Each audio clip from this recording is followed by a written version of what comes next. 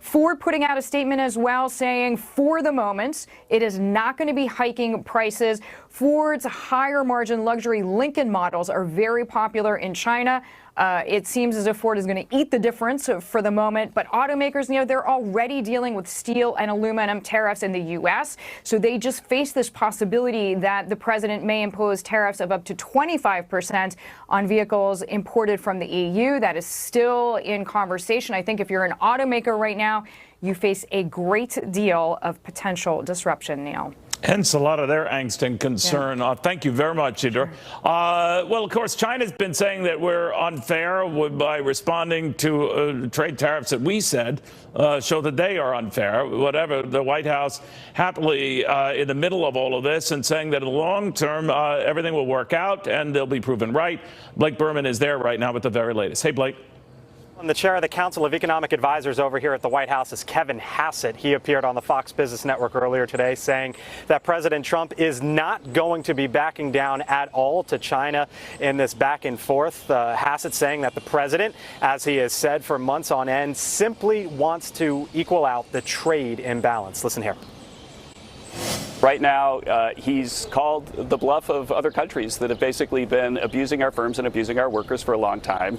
But he wants better deals. And so as you're worried about the short-run stress, you should understand that the long-run goal is an extremely worthy one. The Chinese fired back right in the immediate minutes of the U.S. putting on these $34 billion worth in tariffs by matching that just about dollar for dollar. A Commerce Ministry spokesperson over there saying that they had to address what they see as counterattacks. And they fired off this statement earlier today saying, and I quote here, "The United States violated the WTO rules and launched the largest trade war in economic history to date." That is their take. But last night at his rally in Montana, President Trump said that he feels that the U.S. is holding all the cards in this equation. The president told reporters aboard Air Force One that more could be coming down the line. The president saying, and I quote, "Then, as you know, we have $200 billion in abeyance, and then after the $200 billion, we have $300 billion in abeyance, okay? So we have 50 plus 200 plus almost 300. That $50 billion worth, Neil, that the president is referring to, the $34 billion that went into effect at midnight, and an additional $16 billion that is likely to go into effect next month. That $50 billion tranche is for the Trump administration, the U.S. saying that China needs to stop its theft of intellectual property. Neil? And on we go. All right, Blake Berman, Yes. Thank you very, very much. Normally, this would be a worry to the markets and the economy. It did not appear today, at least, to be a worry to either, especially given some good economic news and a surprisingly strong unemployment report that was out, or a jobs report, as we like to call it now. Better than 200,000 Americans finding employment in the month of June.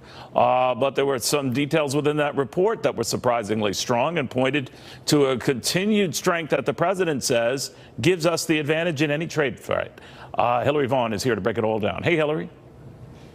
Hey, Neil. Well, the president is celebrating this latest jobs report, tweeting jobs, jobs, jobs this afternoon on Twitter. Here's why. The economy is on its longest job-creating streak ever. Last month, the U.S. continued its historic run, gaining more jobs for its 93rd month in a row. For June, the U.S. added 213,000 jobs, beating what everyone expected by 13,000 positions. Here are the industries seeing the most growth. Education and health adding 54,000 more jobs. Manufacturing is up, 36,000 jobs added there, something the president has had on his agenda since Election Day. Leisure, hospitality, bars, restaurants, hotels, an extra 25,000 jobs. Now, wages for the month of June stayed kind of flat, up only about 0.2%. Part of that because college grads and workers without degrees are taking up most of the job openings. So we're seeing a surge of younger workers being added to the payroll. These are entry-level jobs that don't pay as much, so that's kind of tugging on the overall